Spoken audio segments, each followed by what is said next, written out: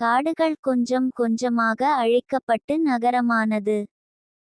அந்த நகரத்துல ஒரு குருவி மட்டும் பார்ப்பதற்கு மஞ்சள் நிறத்துல இருக்கும். அது மட்டுமில்ல, அந்த குருவி எங்க சேசை பார்த்தாலும் அதை திருடி தின்றுவிடும். அதனால் தான் அது மஞ்சள் நிறத்தில் இருந்தது. அந்த குருவி எப்படி சீஸ்களை சாப்பிட பழகியது என யாருக்கும் தெரியாது.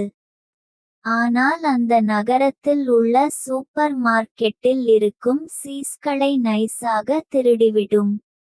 அந்த நகரத்தில் யார் வீட்டில் சீஸ் இருந்தாலும் அது மூக்கை துளைத்துவிடும். உடனடியாக அந்த இடத்திற்கு பறந்து சென்று எடுத்து விடும். அந்த நகரத்தில் இருந்த வயதான தாத்தா வீட்டில் எலியை பிடிக்க வைத்திருந்த சீஸை கூட லாவகமாக தூக்கி செல்வதை வழக்கமாக வைத்திருந்தது. இதனுடைய தொல்லையை தாங்க முடியாமல் நகரத்தில் யாருமே சீஸ் உபயோகப்படுத்துவதில்லை.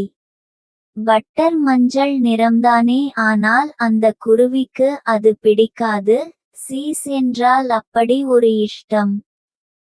மக்கள் பிரெட்டில் சீஸிற்கு பதிலாக ஜாம் பட்டர் என மாறிவிட்டார்கள். குருவிக்கு சீஸ் இல்லாமல் வேற ஏதும் திங்க மனமில்லை.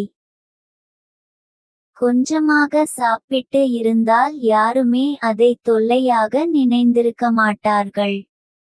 ஆனால் அந்த குருவி கொஞ்சம் பேராசைப்பட்டதால் தான் மக்களுக்கு அதன் மேல் வெறுப்பு வந்தது. அதுவும் வீட்டில் எங்கு வைத்தாலும் திருடி திங்க ஆரம்பித்ததால் அந்த நகர மக்கள் சீஸ் இல்லாமல் வாழ ஆரம்பித்தார்கள். நகரத்தில் கார்னிவல் தொடங்கியது. குருவி எல்லா இடங்களிலும் தேடி அலைந்தது. எங்கு பார்த்தாலும் பிரெட், ஜாம், குக்கீஸ் என குருவிக்கு எது வேண்டுமோ அது மட்டும் இல்லை. குருவி பாட்டு பாட ஆரம்பித்தது. எல்லாம் இருக்கு, சீஸ் மட்டுமில்லை. பிரெட் இருக்கு, சீஸ் இல்ல.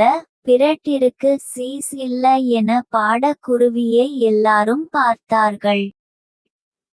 குருவி அவர்களை பார்த்து, நீங்க தரலைனா என்ன, இந்த உலகத்தில் மற்ற ஊர்கள் இருக்கும் இல்லையா, எனக்கு அங்க கிடைக்கும் என இதை பாடிக்கொண்டே பறந்தது.